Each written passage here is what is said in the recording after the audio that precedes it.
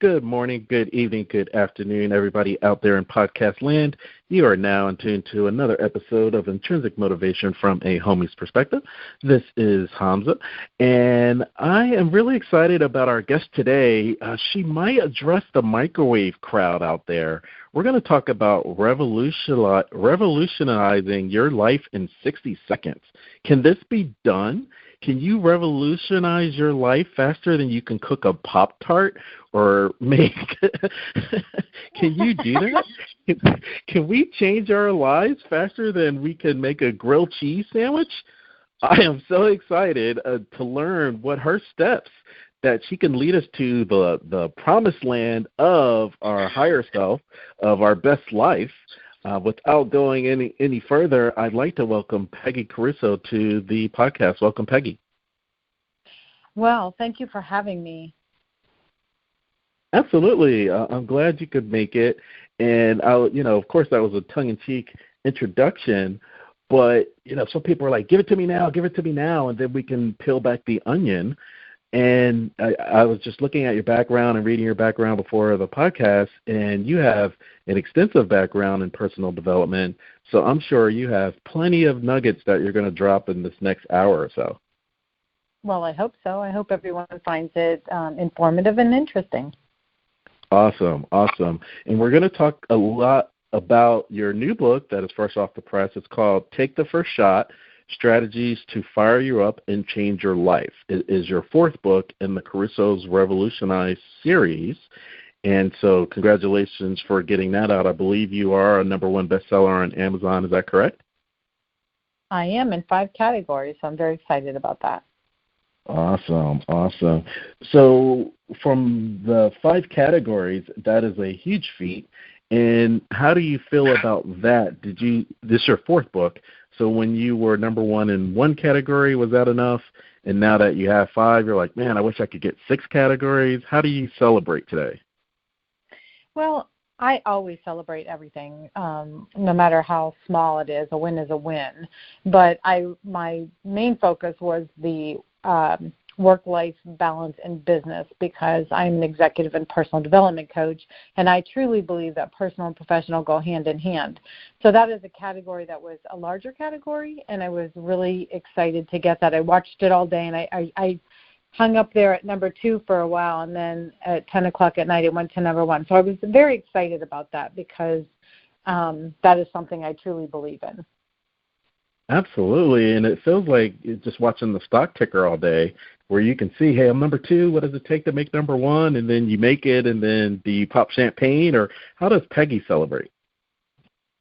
I have a book launch team, and they were friends near and dear to my heart. This is actually a cute story, but being that this is my 4th book, I understand the industry, and it's a tough industry. But when I have a lot of professional people that give me guidance, and they said, well, you have to have on your team people who are very savvy, with technology and have a good solid base in social media. And I just looked at them and started laughing. I said, nobody on my team does social media but me.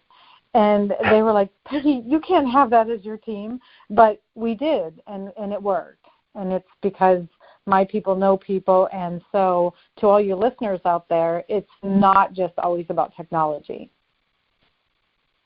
Oh, I love that. And of course, we're going to have to unpeel that onion for sure, because I would ask today, just in your bio, you're talking about people becoming overwhelmed about making a change.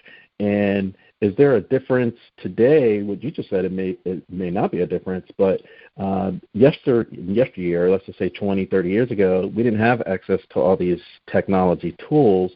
And some would argue that because I have access, which is the first tool that I should use, and you know what, forget about it. I'm just going to go back to my comfortable life and not do anything. Well, it goes back to what I said. I wanted to have that work-life balance, because I believe every single part of our life is about balance. There are so many people who are so distraught about children and technology and bullying and the cyberbullying, and I always say that, children need to advance with technology because it's a good thing, but they also need to be able to play in the dirt. And so if you as a parent can find that balance, it's the key. Are you familiar with the commercial or the social media that's been going on this past year between Chick-fil-A and Popeyes about that chicken sandwich? Yes. Okay. So the reason why I asked you that is I wanted to know your opinion as to why there aren't any elephants on any restaurant menus. And the reason why I asked that is in reading your bio, how many bites? How do you eat an elephant? One bite at a time. And you hear that so much. I'm like, where are all these people eating elephant meat? Well, you would be a genius if you would call both of those chains and find that answer.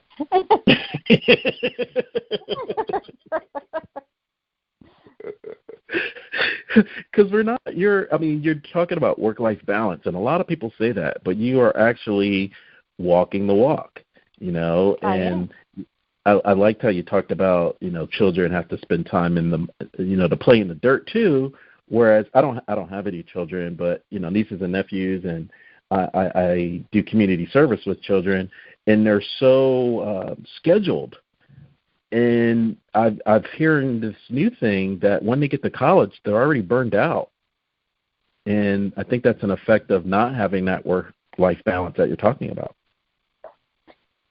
Yes, and I think that, it's funny. I do these little hooks with publicity people and stuff, and it's one of the things with parents is park the bulldozer. Like, stop being a bulldozer parent. I think the parents, not all parents, but many of the parents try to keep their kids, and I understand this because we want to keep our kids busy so that they don't get into trouble, and I totally agree with that. I think that sports are fabulous. It teaches leadership things and success and all of that, but you can overwhelm your children, and then they are burnout. Just like technology, I said, you need to advance with it, but there are times you need to disconnect from it. I myself, I have a huge client base, and when I go to something personal, I leave my phone behind. It's like, you know what? It's okay. If I'm not there when you call, it's okay. So people just need to learn how to do that. Yeah, I was actually getting the shakes as you were talking about that, about not being tethered to your phone. What was the first step that you took, and how far away did you step away from your phone the first time that you decided to leave it and live a regular life? Well, that's the key, is do everything. We talk in coaching like chunking it down into manageable steps. So if you're nervous about that, like, just leave it for a while. Like, I have my mother who I need to be able to be contacted. But if you have, like my daughter, I'll say, I'm going here, I'm not taking my phone, or something happens, here's the number you can reach me at. So you still can do the old-fashioned way. So just do baby steps into what you're comfortable. It's really funny. I went to the National Publicity Summit where you meet a lot of the publicity people and you talk to them and kind of pitch your story. And there was somebody I was going to pitch, and he was on the phone. And he, I waited like, 5-7 minutes, which is a long time. And then when I got up there and we started talking, he said, I wish someone could teach me how to disconnect from my phone. And I'm like, yeah, because you were just on it. So I do a hook that says invite yourself to dinner, meaning when you get home from work, everybody disconnect from their cell phones and have an old-fashioned family dinner where you sit around the table and talk about the day, talk about the good things and the bad things, and, try to mastermind a solution to the bad things. So are you resurrecting June and Ward Cleaver into life? No, but it's not a bad idea.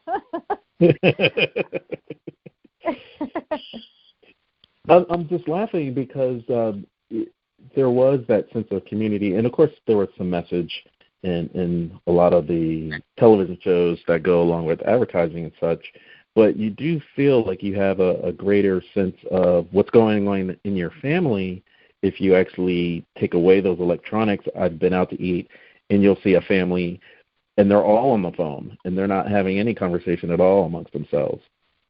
Yes, it's horrible. Go out to dinner and watch everyone in the restaurant. There are people that I have actually watched that do not communicate at all through the whole dinner. I think that's super sad. I think it's really sad. And I think that's part of the problem. Like a lot of, I said I'm an executive and personal development coach. I love corporate because I am very corporate. But I do a lot of personal development and I do a lot of children. And it's super sad to see these children who are cutting, and that's because they've lost the ability to communicate and they hold their frustrations inside and then they take it out on themselves. And so right there is a perfect example of why you should disconnect at times from your technology. I didn't put those two together. Thank you for that, Peggy, and I guess that's why we have this podcast. Yeah, I didn't make that connection before. And in another life, I did teach second grade, and it was really interesting when I had gone back into the corporate world because I'm in sales, and I put them together. Like, if you can't sell the kid as to why they should sit quietly in their chair, right, then good luck to you when you're out in the corporate world doing it. It just helped refine things. And sometimes children get in trouble because they are fidgety and they're not sitting still. Conversely, you're not being yelled at as an adult in the corporate environment, and they're usually just as talkative and on the phone and all this at a conference, not in the present moment. I absolutely agree with that. Mm. So it's like, do as I say, not as I do. Yes. I think there's a lot of different things that you see out there if you are on social media with little quotes or whatnot of, like, how we tend to yell at our children in the morning and, like, get ready and do this and do that. But how would you feel if that's how you were communicated with? If your spouse was doing that, you'd probably file for divorce, So it's good to put yourself in your child's shoes or other people's shoes to try to understand how your behavior affects the situation. Mm-hmm. And again, just going back to that work-life balance, I do have clients and people I work with that are 24 hours a day in their business, and they can't really turn it off. And sometimes I've been guilty of that in the past where I've called Mr. Davis, and that must mean I have my work voice on or something like that, and I'm trying to solve problems. And I'm just trying to see how you bridge that gap, because I'm thinking people bring you in to increase sales, or there's some other type of agenda of why you're supposed to come in, and you uncover more of a holistic approach, it sounds like. Well, I do and I don't. First of all, you have to understand, believe it or not, I'm a very visual person, and I mean I'm a very high energy. Let's just get this done. You give me a job to do, I'm going to get it done. I'm very focused. I'm very, very corporate. I've owned 8 businesses. But I've also learned through the years how important it is for calmness of mind, to calm yourself down, to get yourself with a plan. And I'm a huge goal setter. And like I used to make fun of people and say, like, I can't believe you do a to-do list. I could never do a to-do list. And now I do one. But you have to prioritize what is the most important thing. And when you have to, the work-life balance is a tough thing. It's like people bring their home life to work and their work life to home. You have to find that disconnect. Say, okay, I did the best I could do at work today. I bowled into it. I accomplished everything I needed to accomplish. And now when you go home, you should be 100% home. And then the same thing, you might be all fighting in the morning. It might be crazy. The kids are crying, the mom's angry, and if you're a guy and you're going to work, you have to be able on the ride to work to disconnect and know that you're going to go into your next thing 100% committed. Mm-hmm. And a lot of people can't do that. Yeah, I want to play devil's advocate for 1 second on that. Here in Atlanta, there's a traffic gridlock. I'm sure every city says that, but I mean, it's probably because I live here, it's really bad. But just on the news, they talk about some of the accidents that happen, and the people respond that they feel like they can't turn off. Like if they get a call from work, they better answer that phone whether they're in traffic or not, or with their kids.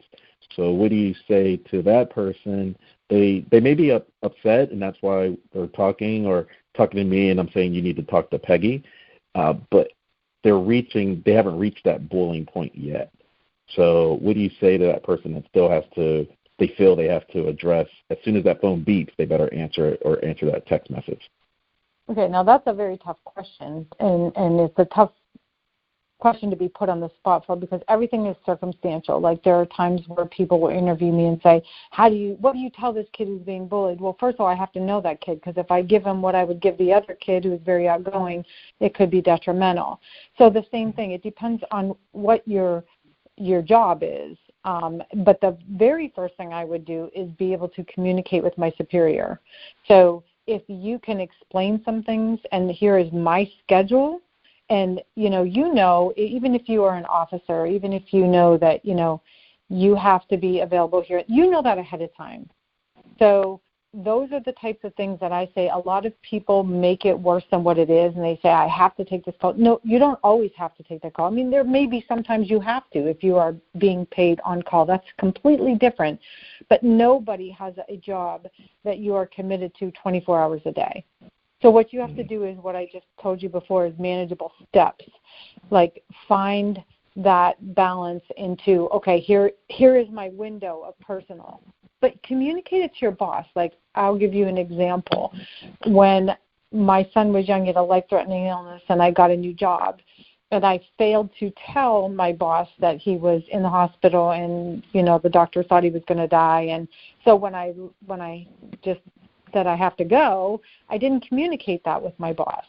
But you see what I mean? He felt like I needed to be on call 24/7. But if he really knew that my son had a life-threatening illness and I would have communicated better, it would be different. Does that make sense? No, it makes total sense, which gives me the follow-up question. And as an outsider, right? So obviously I have a deep voice, and so I'm a guy, right? But I've witnessed a woman that they may feel that they can speak to their superior, and their superior is a woman. And to someone else, maybe let's say that's a third person that works at this place, she was on the fast track to becoming a manager or owner or what have you. And then she was married, but she was pregnant. And then as soon as the female supervisor realized that this woman was pregnant, immediately took her off the fast track with, lack of communication. Again, I'm being third party, so I don't have the full thing. But there is a thing where some women feel if they have a woman boss that they have to answer to everything, and they don't have that open line of communication. I'm not quite sure I understand the whole entire scenario.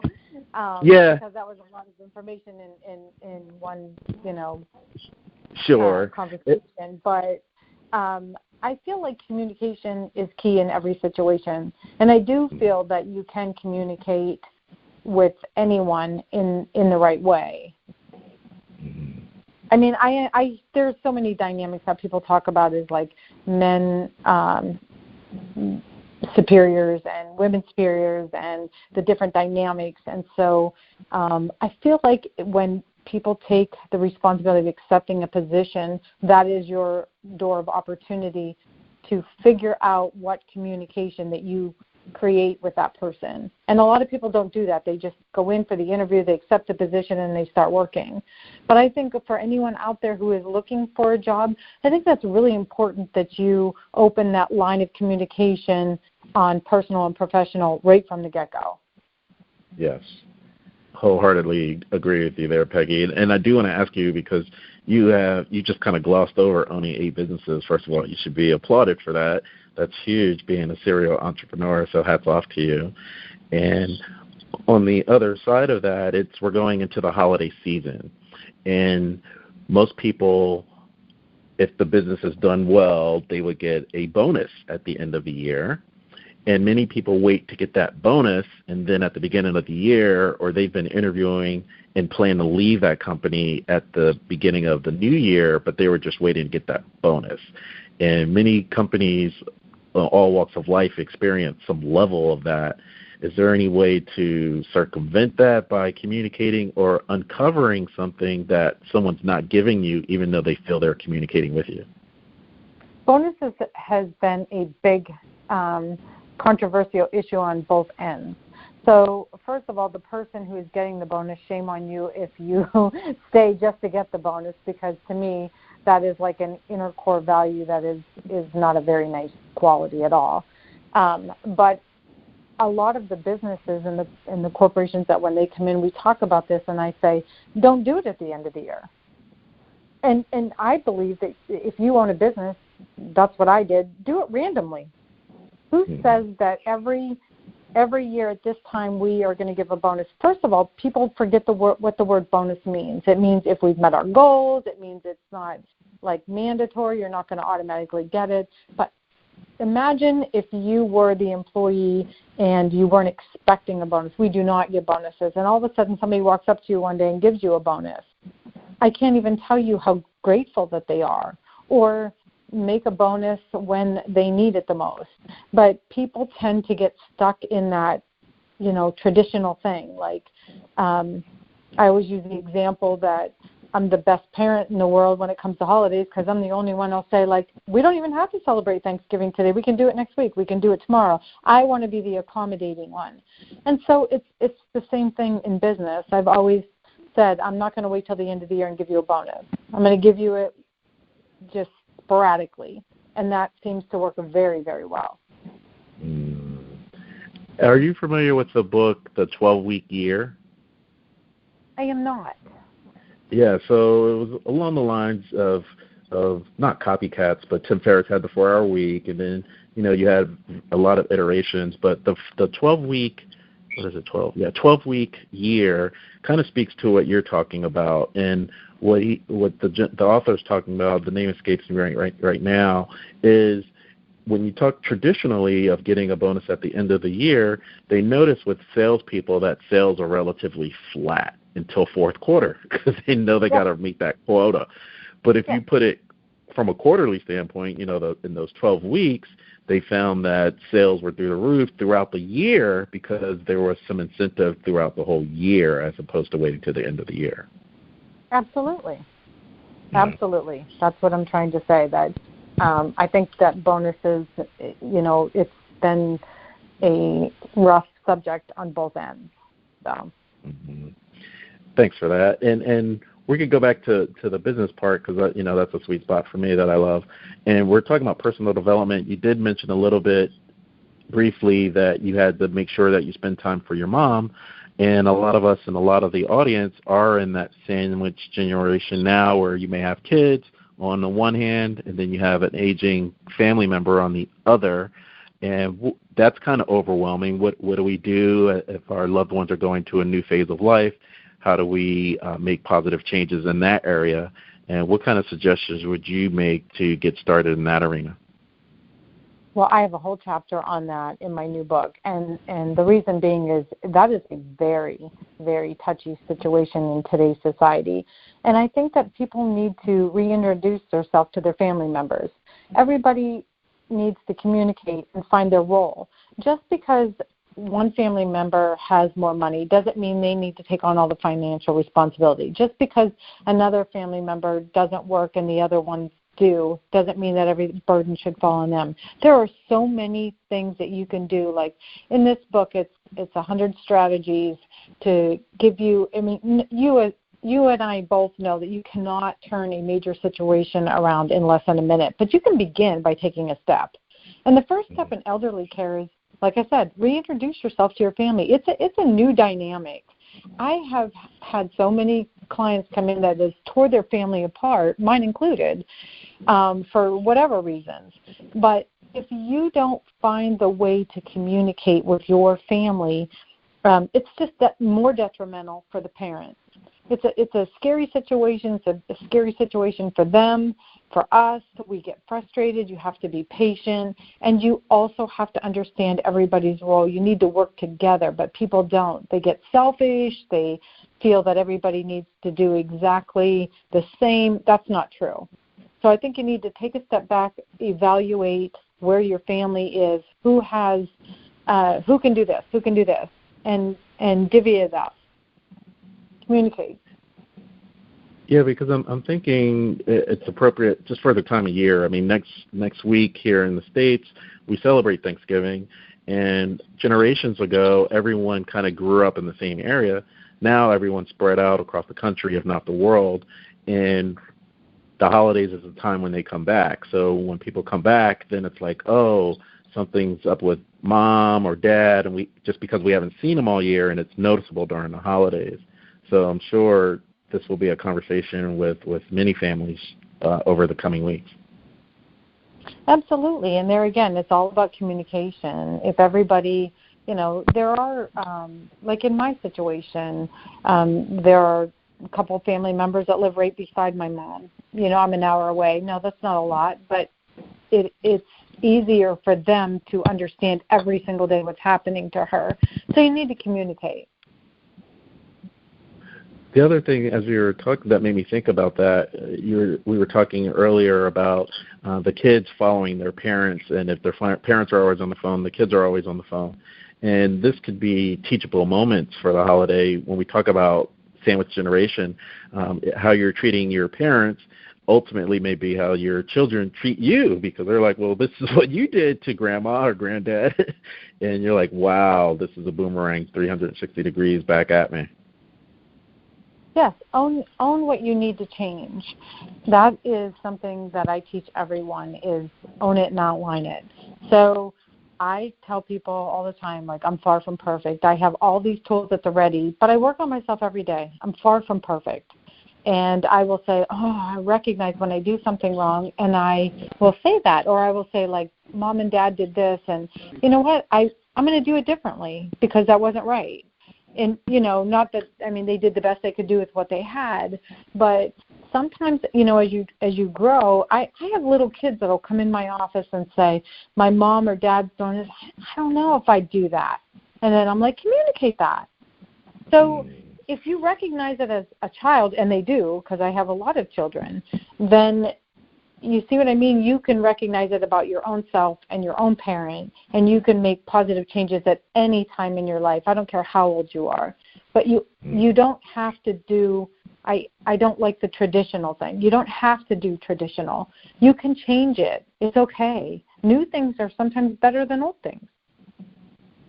Yeah, and it's from that least likely source, because I'm thinking I'm not actually sitting at the table per se, but I'm sitting at the kiddie table, and people may still listen to what I have to say, right? Children say the darndest things that maybe everyone else was thinking. Yes, Laurel Langmeyer. Are you familiar with her? No. What's her name again? Laurel Langmeyer. She's a self-made millionaire, and she always talks about Laurel's big table because she couldn't stand sitting at the little kids' table, throughout the holidays, and now everybody can come to the big table. So that's her thing. She talks about that all the time, and I agree with that. Like, just because that's the way it was. Do you remember, like, in the old days when parents would say, do as I say, not as I do, and all those different, affirmation things that they used to say. So you don't have to follow those things. Those were just things that people did generation after generation, but you can break that cycle at any time. Mm-hmm. And that's an excellent segue to my next question, because, I'm only doing what I know, or I'm only doing what I've seen, and I really can't think outside that box. And one of the beautiful things, in my opinion, is the pop-up when you go to your site, and it's Change Your Life with the answers to these 5 questions. I'd like to unpack some of those, because I thought they stretch the imagination for someone that's looking to make a change in any area of their life. The first question is, what areas of your life are affected by communication? And I want you to talk a little bit you talked a little bit about communication, but why is that the first question? Because, as I previously stated, that communication is key in every aspect. Do you know how many times in your life, close your eyes, everybody out there listening, just close your eyes and think about how many conversations you've had in your life where someone took you wrong. Maybe the way that you said something. People have done it to me, like, I'm so upset that you said that to me yesterday. Like, what do you mean? Or texting. People read it the way they want to read it. Like, well, I saw you yesterday and you didn't wave to me, or, hey, I saw you yesterday and you didn't wave to me, like almost like you didn't see me. So it's how you communicate.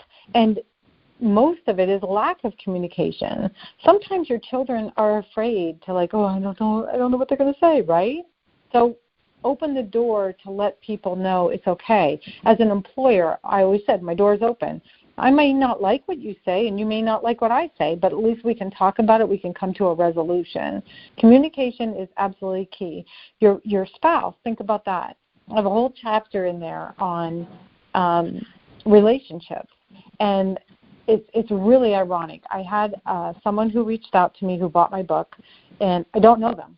And never heard the name. They come from a different state, and said that their marriage was falling apart. They were ready for divorce, and somebody gave them this book, and they opened it up and said, oh my gosh, it was like, maybe I'm doing something wrong. Maybe I didn't communicate that with my husband. Maybe I need to give it one more try. That made me feel really good. And so sometimes you have to realize lack of communication can cause you so much heartache down the road. Mm-hmm. And when you talk about communication, are you identifying communication styles, the way people communicate? Because two parties may think they're getting a message across, and that's why we have situation comedies. All of it. And a lot of it is nonverbal communication, your body language. I mean, I've had corporate people that come in and say that, nobody on the like in a big plant or an organization, the workers think that I'm mean. But look how you're walking through that plant. You have your hands in your pockets, your head's down. I mean, you have to think like that. It's not just about how did you communicate. Did you look them in the eye? Did you smile when you talk? Did you have your hands in your pocket? There's so many forms of communication. When you talk in 80 or 80+% is nonverbal, do you go into, I just remember in my own journey, reading books in the past or videos, and they point out one thing, and they point out if their arms are crossed or if they didn't look you in the eye. Do you look at one particular thing, or are you looking at a combination of body language? They crossed their arms, but then they did give me eye contact. Does that mean something versus someone crossing their arms and giving you eye contact? It's absolutely a combination. It's so funny when I got my pictures taken for my biopic. One of the ones is me with my arms crossed. You may have seen it on my website, and it's kind of like a sassy look. But I'm smiling. If you look at that, and my arms are crossed, but I don't look like, that you couldn't approach me. But if you have your arms crossed and you have them in front of you, and you're more of a, your eyes are, very serious squinting, and, your shoulders are in, it looks more scary. So even children see that. Like I know even with my own father, like he had a look. And it's like, oh, what kind of mood is he in? Because of his body language. He may have been in a really good mood, but I may have my perception, which is a mental muscle, may have perceived that he was in a bad mood. There are times people will look at me and go, oh, my gosh, you look really grouchy. I'm like, no, this is my thinking look, because I don't have my glasses on and I am thinking. And so when you make a joke like that and you can lighten that load, you can lighten that mood, as to say, so it's communication. I just verbalized to you that, hey, I am approachable, or hey, I'm just sassy today, or hey, I'm really grouchy today, and maybe you can bring me out of that. Oh, so are you saying that if a woman's arms are crossed and a guy asks what's wrong and she says nothing, that's what she absolutely means? Well, not in all cases. But with me, you can say that. I'd be like, no, I just feel kind of sassy today. But see, you didn't even know me before this interview, and you know that I'm just having fun. And so I'm communicating that with you. I'm not saying like, oh, my gosh, you asked me a question, I don't know the answer, or you're making me feel uncomfortable. I'm telling you, like, no, this is just the way it is. And that's what I tell people all the time when I talk about communication is you can say the wrong thing or you can not know the answer, and it's okay. There are times where I go into an interview and I'm like, you know what? I don't even have an answer for that because I'm honest. And no one's going to think badly of me, and if they do, that's okay too. Mm-hmm. Yeah, I think that's what I think you're pointing out, past, present, future, and not knowing Yeah. how things may pan out. And on the surface, Yeah. it may not have turned out communication-wise, but in the bigger picture, it turned out to be the best situation because of how that maybe an awkward moment or awkward silence, whatever it was at that moment. Do you see how people read too much into it and make it a horrible thing? Do you ever see, like, of course, if you have on the news, where they take something someone said and they blow it completely out of proportion? So what? So what if they said something wrong? So what if they tripped? So what if this happened? Like, people need to stop being so hard on themselves and on each other to err as human. And he's a fan favorite. I've actually bought him a drink. I feel really happy about that. Is Curb Your Enthusiasm and Larry David. I mean, that's what that whole show is about. You're not reading into something. You are reading into something, and they kind of go back and forth. I think it's hilarious. Yeah. So people are just, like I said, too hard on themselves. Absolutely. So number 2, change your life with answers to these 5 questions. And number 2 is, how does teaching entitlement, charity, and finance issues affect your child's future? Let's go into that a little bit. Oh, my favorite. I feel like I teach success principles to children, and the reason I started writing these books was to start an orphanage. I wanted to use part of the proceeds to do that because I see that I have children who don't have their biological parents, and you can teach success principles. But in that, I think it's extremely important to teach children about finance at a young age. I love it. I love the kidpreneur idea. I've helped children start a business. I helped a young person go through a skill set and figure out what she's passionate about. And they thought it was animals, but it was being an artist. And I bought her how to become a cartoonist, and she started building business at 12. I think that's phenomenal. The 3 S's, save, spend, and share. I think it's extremely important that we teach our children that here's the money you get. You get to save a portion, you get to spend a portion, and you get to share a portion, because I believe that you are put here to make a difference in the world, not just retire and just go have fun, but you should be able to do something to make a difference. And if we instill these things in our children when they're young, they will be successful adults. Yeah, it's kind of a selfish high. Like whenever you have that charity and you're doing something and so on, that feeling, that intrinsic motivation, pun intended, it's just, I mean, it can't really be measured. And to teach that to children at such a young age, I mean, hats off to you for that initiative. Thank you. I take pride in teaching children that. Mm-hmm. And so, that 12-year-old, did they go into number 3? What issues can arise from imbalance in your professional and personal life? That 12-year-old now has this new business, and now she doesn't have time for Girl Scouts. So how are you teaching? What issues arise from that imbalance? She does. She understands that there is a time to make money and to be focused on success and business, but there's also a time for fun. I don't care who I have that walks through that door, whether it's a 60-year-old or a 20-year-old or a 40-year-old, and they're in corporate, whatever business they're in. The very first thing I make very clear is that you have to have me time. Everybody needs me time. Everybody.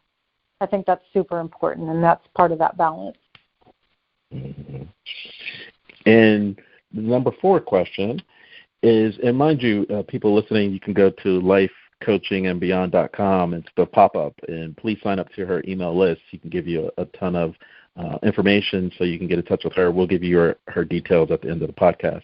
But number 5 is, why is time and stress so important? Because time and stress can be the biggest detriment to you. People don't realize the importance of stress and what that does, or time.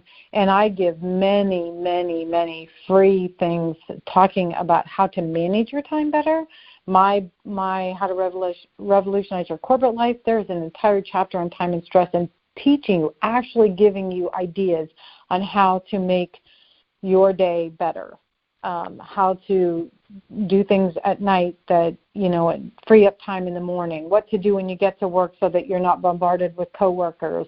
All of those things are about time. The stay-at-home mom and how to do those things, but yet how to have me time and not have to allow stress. I ran wide open. I mean, one of my businesses was a restaurant, and I worked 7 days a week, 6 years straight, 3:30 in the morning till 11 o'clock at night, never missing a day of work, and raising 2 kids. It was a very difficult time, and I realized how detrimental at that I didn't even know. I thought, I'm invincible. I can multitask. I can do anything. But later in life, I'm super healthy, and I just woke up one day and couldn't walk. And long story short, it was because my body couldn't understand why I'm not running at the speed I was back then, and the stress almost killed me. But I fixed myself. I'm not quite there yet, but through calmness and meditation and gratitude and positive affirmations and all of those types of things. So time and stress is absolutely imperative that you understand it, where it comes from, how to identify it, and how to fix it. You mentioned meditation and affirmations, and you're saying that it's important to have that me time. Are you finding in your experience that taking that time to meditate, that you're actually able to bend time where it doesn't seem like 60 seconds is a minute and so forth? Yes. People don't understand meditation, and they think it's like, I don't have time for that. You don't have time not to. It's not about anything but clearing and calming your mind. Learn some breathing techniques. Calm yourself down. Like I said, I'm an extremely successful person. I'm happy in my personal life, and I could never do it without that calmness. I always say that just as you build a house, you build a foundation, right? You put the bricks and mortar, and then you put the wood structure on top, and it holds. It has to be strong enough to hold the house. Well, mental foundation, that's meditation, positive affirmations, gratitude, and journaling. Those are that's your mental foundation. But we're a selfish society. We can't touch it, feel it, so we don't want to believe in it or take the time. I am living proof that you need to take the time. Mm-hmm. Are you familiar with the book by Louise Hay called You Can Heal Your Life? I am familiar with it. I have not read it, but I am familiar with it. It's not necessarily a read. There's different iterations, but it's kind of like what you just said. You think you're invincible, and then your body will give you a wake-up call or hit a spiritual 2x4, and there's the associated spiritual meanings behind it. So with not walking, or I can't talk today, or I have laryngitis or whatever, there's usually a spiritual aspect. So when you said that, that's what made me think of that book. Oh, good. I'm glad you associated with me with her. Sure. Well, I was also thinking about Steve Jobs, and I was thinking of others in Silicon Valley where it's funny, they're in technology companies, but their kids are going to school where they don't have that technology on purpose. They want to give them that time to meditate or go out and play in the dirt and such because they're able to bend time and expand their mind to think bigger and greater things as opposed to just rote basic training that the regular children go through at school. So I wanted to get your take on that. Say that again. You were cutting out. I'm sorry. I'm so sorry for that. No problem. It's really interesting to me, and I wanted to get your take on these technology companies. And it's not new. I've even heard Steve Jobs, he didn't want his kids to have iPhones just because of the dopamine trips. And so I wanted to get your take on how the technology companies, they're kind of do as I say, not as I do, or maybe the other way around, where their children or they don't even have, they're not tethered to their technology like others are, even though they created it.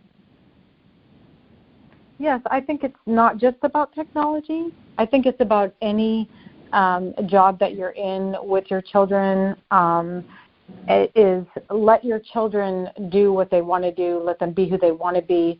And if you're in a position like the technology and you don't want your children to be in it, if there's a reason, like, you talked about Steve Jobs, I've read a lot of articles about how the same thing, like, his thoughts on the iPhone and whatnot, is to communicate those things to your children in any job. Like, I have a lot of clients who come in and say, like, I'm devastated, my child wants to drop out of college. Well, college isn't for everyone. And then they look at me really strange.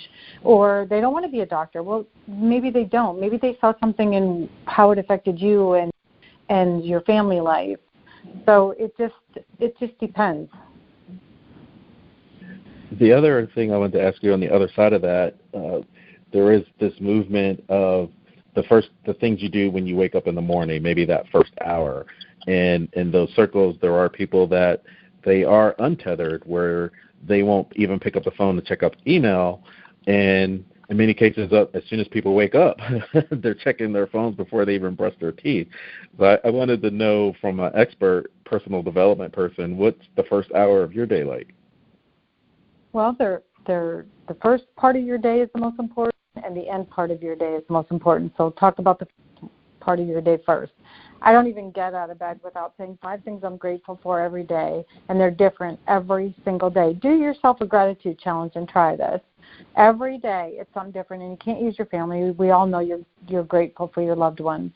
But the reason being it's 5, it makes, like, there are some people come and go, Peggy, I don't even know what to say. And I'm like, what? Because for me, it's so easy. I could sit here and rattle off 1,000 things at any point in the day I'm thankful for. But it's something that is part of that helps you build your mental muscle. And when you're grateful, like, you're going to feel differently. You're actually going to feel differently and act differently. A perfect example. When have you ever heard someone say, hey, there's 50% chance of sunshine today? No, wherever you go, they say there's 50% chance of rain. You know, why? Because negative is a dominant emotion, and you have to work way harder to make it positive. So pound those 5 things out every day that you're grateful for. When I built my facility for my office, I have my lights on a timer, so when I walk in, they pop in as you walk into the room. And I love that because it makes me like, oh, I'm so grateful for electricity. No one walks around saying that, but they complain if the electric goes out. Same thing with water. Like, be grateful. It's a huge, huge thing. Yeah, I think I'd be remiss if we didn't add Wi-Fi to that list. Don't be grateful for Wi-Fi. Okay. Well, even on planes, people lose it if the Wi-Fi goes out. So. It's amazing. Think about that on a plane when they say, like, turn your phones off, turn your lights. Nobody does. They just kind of keep rolling with it. And I'm thinking, oh, my goodness. Yeah, it was one of those where you're like, oh, will the plane go down? And so many people kept trying, and I guess that was a fallacy at some point. Darn it, I should have turned that Wi-Fi off. So let me ask you this, because you're talking about a muscle, right? You're talking about a gratitude challenge, and thanks for that. You said 5, and the first day I did it, I can only think of 1, right? And say now I'm at day 30, and I can do 5 at ease. And so that goes to number 5 on your site. How do you stay motivated when those around you are not? Because, like you said, you're changing, but the people around you are not, and now they think you're weird. How do you respond to that? They don't think you're weird. They don't know what to do with you. And as you change, they change. It's so funny for how many people are around me. And when I began to change and be calm, because I wasn't, and be, more grateful and they always call me now the positivity queen. But you may lose people in your life when you change. People may not understand it, but the people who are near and dear to your heart, they will make positive changes as you are. It's so funny how many people say to me, like, I know, I just can't be positive like you, but I love being around you. Who wouldn't like being around upbeat, happy, motivated, positive people? Try it. People just don't try it. They say, like, oh, yeah, I tried to be positive today. It didn't work. Yes, it does work. It does work. So I have a movie trivia question. So people are happy. Trivia. you hate it. I just hate it. Okay, so here's a 90s. This is a cult classic, and you said people like being around you so much because you're always happy. And does that mean that you never have a case of the Mondays? Well, there's an interesting challenge. The Monday challenge. I've tried it a ton of times in my life and normally have failed until now. But it's my outlook on Mondays, and it's everyone. What's really odd is when I go to bed on a Sunday night, I still feel that feeling that I used to have all my life. But then I do this mind thing and positive affirmations where I do my gratitude. I'm really grateful for what happened on the weekend, and I look forward. What can I be grateful for today? Like your children, what you need to do, everybody's grouchy on Mondays. Get your children out of bed and say, listen, let's do a challenge today. Go to school and try to find something fun. When you come home, let's talk about what you found. And they go to school looking for fun, not negative, not, oh my gosh. And do the same thing at work. Go to work and think, okay, what happened today that was positive? But everybody focuses on, it's Monday. There have been studies where people have tried to do newspapers and articles and TV shows to try to get people motivated for Mondays. It really isn't hard. Yeah, for business, I'd like to get your take too. I think the most productive day is Tuesday or Wednesday just because Monday's over. Yeah. But it's your mindset. You're going into Monday thinking it's Monday. Don't. So what you're saying, or what you've done, Peggy, in essence, is you've actually stretched the rubber band. You've broken out of how I should feel, and you're talking a collective thing because I'm supposed to feel this way on Monday. I'm supposed to feel this way on Easter. I'm supposed to feel this way on Valentine's Day, and fill in the blank. But you're saying you can make up your own rules as to how you're supposed to feel. You absolutely can. Your mind is the most powerful tool that you have. It's given to you absolutely free, and you're not utilizing it. You can train your mind to do anything. That's my best thing I can tell you. Keep soul searching. You can do it. I don't care if you have to change your calendar date and look and go, oh, it's Tuesday. What? That you feel differently, And let me ask you, because you're definitely living that, and you mentioned that 8 businesses and they're not all related, it doesn't sound like. And as an outsider may say, or they may think, this is my one shot, and they do that one business and it doesn't work. You've had 8 iterations, Miss Serial Entrepreneur. So can you talk a little bit about that and mindset and keeping it going? It wasn't always easy. People will look at me and say, oh, yeah, what do you know, because you're very successful. I wasn't always. Those businesses were tough. 3 of them were restaurants, which is the toughest business. It wasn't easy. I raised 2 kids by myself with no child support. I've had people steal my life savings. My sister killed herself. My dad died a horrible death that tore my family apart. And there was a time where I made minimum wage and walked into a store, do toothpaste, deodorant, which one do you get? So I never gave up. I always knew that this was my dream. I'm all about vision boards and visualization and imagination, and what you want is what you place on the screen of your mind, and don't ever stop and don't ever give up. Mm-hmm. And you sound a lot like a friend of mine, and she always laughs because I told her that she's proven that Hollywood doesn't exist.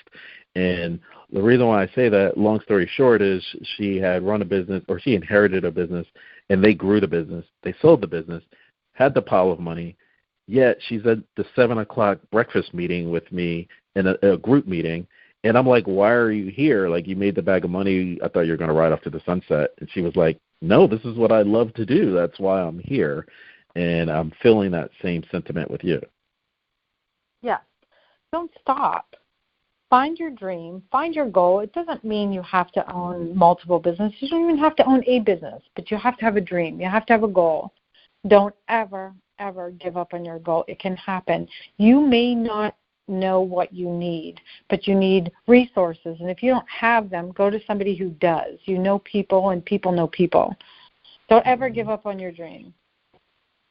And be happy. I think that the biggest takeaway is people know people, and you have no idea who they know. And I think that's huge. It makes me think of two documentaries. I don't know. You have Balance, from Work-Life Balance. So two I'd like to recommend to you if you haven't seen them are The Men Who Built America. Have you seen that? I have not. Both of these are on Amazon. It's about it's during Reconstruction. So The Men Who Built America is talking about Rockefeller and Carnegie and those guys. And then the second one is The Food That Built America. And it's a little bit later, but they talk about Heinz and Dr. Kellogg and Coca-Cola and how they started. And a lot of those stories are just like you said. We deal with everything day to day. We're taking these small steps, and most people only see the end story where the business is a success. They don't see all of the faith that's needed to keep those things afloat. So I think you'll like both of those. Well, thank you. Absolutely. And so it doesn't sound like, I know this just came out, and I'm sure people do that. It's kind of like the Super Bowl. Once you win the Super Bowl, what are you going to do next to win the next Super Bowl? And you're like, I just won the Super Bowl. So are you going to go out on the road to promote the book? Are you working on a fifth book? Like what's currently going on in the wheelhouse? I always have something going on. I absolutely am booked for some speaking engagements and things of that sort, but I just like staying low-key, and I love my clients, I love what I do, and I love my life. Awesome. And for corporate, is that corporate just in your neck of the wood? Is that national? Do you have a preference for just corporate, or do you balance that with one-on-one for people that may want to get in touch with you listening to this call? I do both. So I do travel for corporate. I have a retreat center here in Pennsylvania, and I do a lot of one-on-one, and I Skype people from around the world. So if people, don't have to come to me, you can always do it by Skype. Awesome. And you said Pennsylvania, so does that mean Steelers or Eagles? Oh, you had to bring up sports, didn't you? I'm actually a Cowboys fan. Ouch! How did that happen?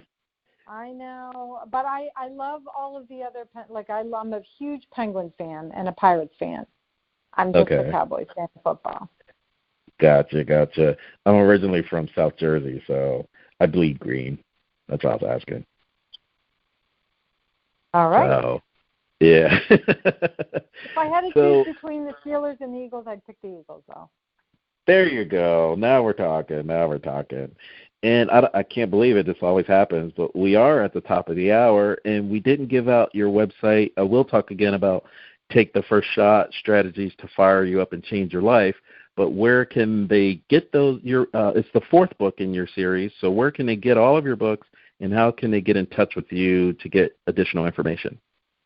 Well, of course, Amazon, for sure, and there are many online bookstores. But lifecoachingandbeyond.com is my website, and all the information is there. And there's a lot of free information on there. Phenomenal. Well, you have just been in tune to another episode of Intrinsic Motivation from a Homie's Perspective. This is Hamza and Peggy. It was a pleasure speaking with you. Let's stay in touch. Absolutely. It was fun. Thank you so much.